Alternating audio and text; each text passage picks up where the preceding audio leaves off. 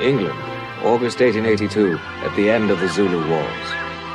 At a country residence of Her Imperial Majesty Queen Victoria, amidst an unprecedented blaze of publicity and public interest in the Zulu people of southern Africa, an historic meeting took place between the Queen, her political and military advisors, and the defeated and exiled king of the Zulus. He came with one aim in mind. He wanted his kingdom back. Your Majesty, His Highness Setswayo Kampande Zulu. Ndlovukazi.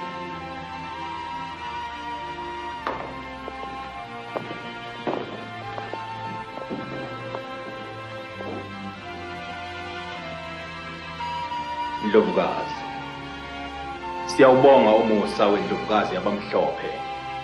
Sifisa ukwakha ubuhlobo obunomphelo. His Highness thanks Her Imperial Majesty for the kind way he has been received in Great Britain. He hopes he is here, he says, to seal that pact of friendship once and for all. Your Majesty, the Colonial Office feels that any act of clemency would be a grave miscalculation of the Zulu threat. Ma'am, gentlemen, we're not merely concerned here today with a dispute over territorial borders or the revendications of a defeated king. We are called upon to defend Africa.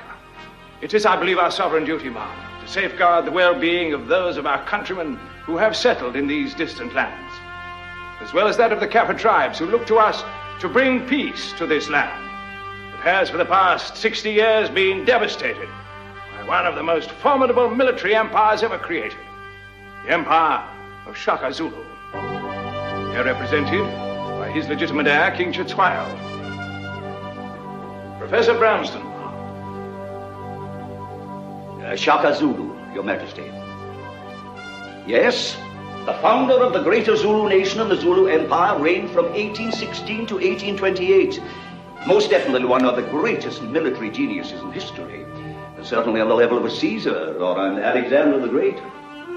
Imagine, if you will, the prodigious feat accomplished by this 19th century African Achilles, Shaka Zulu. In less than 12 years, he transformed a handful of idyllic, relatively harmless herdsmen, who were by nature reluctant to engage in any form of warfare, into a Spartan army of over 80,000 highly trained, ruthless warriors, extending his influence over most of Southeast Africa. An empire compatible in extension and might to that of Napoleon, and in treachery to that of Genghis Khan. Your Majesty, gentlemen, the war machine created by Shaka Zulu was so monolithic, it has survived his death by almost half a century. Yes, the crown has now defeated it, but that defeat is purely temporary. It can and will rise again and again if we do not stop it once and for all. And why?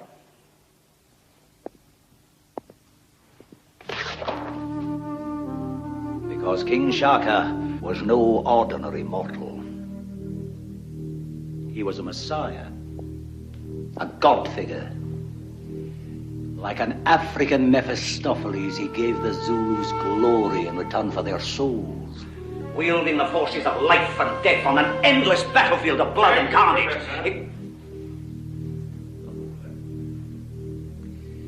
Your Majesty. Ma'am, the threat is real, and the decision before us clear. Therefore, the Colonial Office suggests that we constitute within the Zulu Kingdom a progressive destruction and dislocation of the military and economic system. In so doing, we feel that the Zulu people, deprived of central leadership, will revert to the state of innocuous bliss that they enjoyed before the insane conditioning of Shaka. I tend to agree with Kimberley. If the Zulus won't bend, break them and be done with it. That's what I say. I rather think we'll be doing them a favor.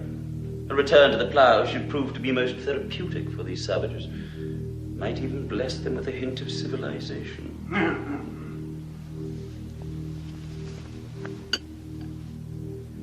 Have I meant to translate, my lords? That won't be necessary, sir. We have so little in common, especially our concepts of human respect. Thank you, your lordships, for your chivalry.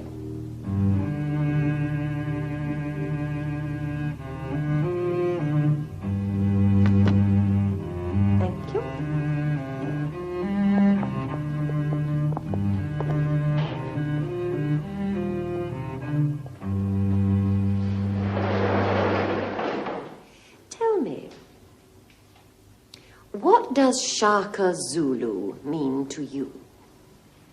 He was one of those rare men who had the courage to live his ideals and to instill his dreams into the hearts of his countrymen. That is precisely why we cannot give you back your realm. Shaka Zulu is more alive today than ever. His military strength still prevails. You are the king, but it is his spirit which rules your people. We are a practical woman, Your Highness. We will not form an alliance with a legend. And so it was that the empire created by Shaka Zulu some 6 decades earlier was disbanded. The king's territory subdivided and placed under British supervision. The resultant political mismanagement, continual white interference and the ensuing strife would effectively destroy the House of Shaka. From this time on, the Zulu people would only be able to dream of the dignity and the glory given them by their legendary king. This, then, is his story.